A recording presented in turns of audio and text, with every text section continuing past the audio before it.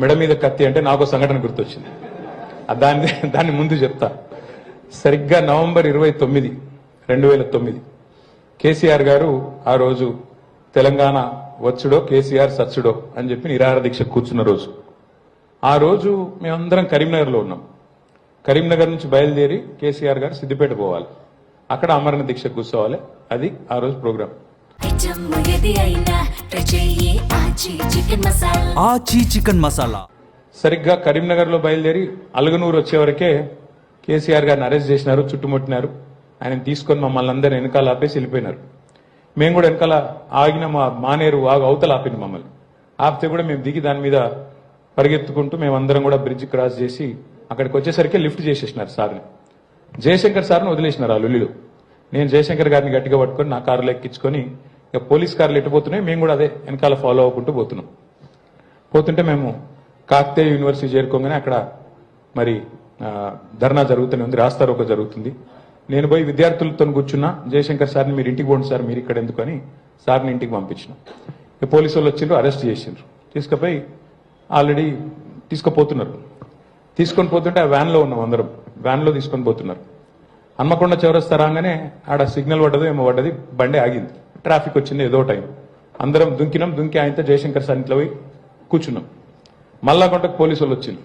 వచ్చి నువ్వు police arrest నుంచి తప్పించుకొని పారిపోయినందుకు నేను మళ్ళీ అరెస్ట్ చేస్తున్నామన్నారు. ఓకే, అరెస్ట్ చేసిండ్రు, కేసు పెట్టిండ్రు. తీసుకుపోయి మెజిస్ట్రేట్ గారి ముందు ప్రొడ్యూస్ చేసి జైలుకు పంపించిండ్రు.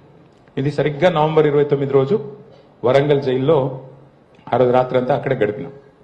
పాపం జైలర్ గారు మంచోడు. ఆయన జైలరు అక్కడ ఉండే సిబ్బంది అంతా చాలా సానుభూతితో ఉన్నారు. తెలంగాణ రావాలి కదా సార్, తప్పేమున్నది సార్. పాపం వాళ్ళు చాలా బాగా చూసుకున్నారు. చూసుకొని సార్ మీరు సెల్లో ఎందుకు పంటారు, మీరు హాస్పిటల్ పండుకోండి అన్నాడు. సరే మీరు ఎక్కడ చెప్తే అక్కడ పండుకుంటే, జైల్లో ఉన్నాం ఏం చేస్తాం, ఎక్కడంటే అక్కడ పడుకున్నాం. తెల్లారు లేపిండ్రు 6 గంటలకు. ఛాయ్ తాగుతారా అన్నారు. ఛాయ్ తాగుతుంటే ఓకే ఛాయ్ తాగినా.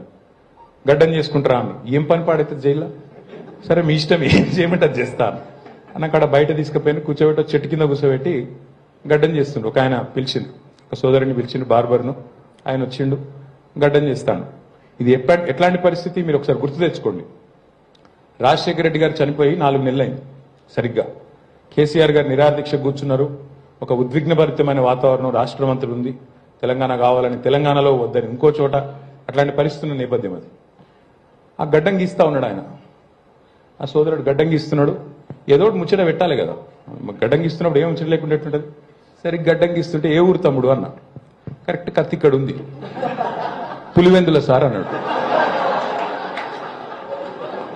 ఇక ముచ్చట బంద్. ఆడికి ఏం మాట్లాడతావు ఇంకా. అప్పుడే రాజశేఖర రెడ్డి గారు చనిపోయి 4 నెలలైంది.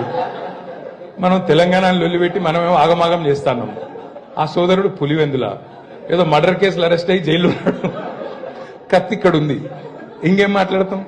వామ్మో ఇదట ఉందని చెప్పి ఏం మాట్లాడకుండా ఆయన నవ్వి లేదు సార్, నాకు రాజశేఖర రెడ్డి గారు అంటే ఇష్టమే, కానీ కేసీఆర్ గారు అంటే ఇష్టం. నాకు ఫైటర్లు ఇష్టం సార్.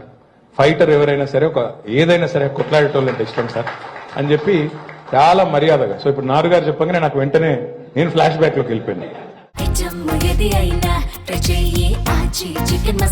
ఆచి చికెన్ మసాలా